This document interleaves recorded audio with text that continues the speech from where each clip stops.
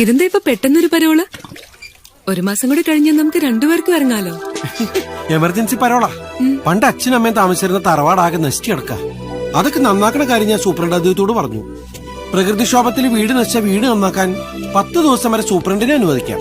അതിൽ കിട്ടിയതാ. കല്യാണം കഴിഞ്ഞാ നമുക്ക് കടമുറിയിൽ കിടക്കാൻ പറ്റില്ലല്ലോ.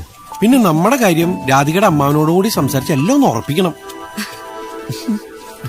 ഞാൻ വന്നതിന്റെ 2ാം പക്കാണ് രാധിക ഇവിടെ വരുന്നത്. ശരിക്കും പറഞ്ഞാൽ ആദ്യം ഇറങ്ങേണ്ടത് ഞാനാ. ഇപ്പൊ പരോളിന്റെ 10 ദിവസം കൂടി കിടക്കണോണ്ട് ആദ്യം ഇറങ്ങുന്നത് രാധികയായിരിക്കും. 8 ദിവസം കഴിഞ്ഞ് ഞാനും പിന്നാലെ വരും. അങ്ങനെയാവുമ്പോ മെയ് മാസത്തില് നമുക്ക് നമ്മുടെ കല്യാണം നടത്താം അല്ലേ? മതി, നിർത്തിക്കോ.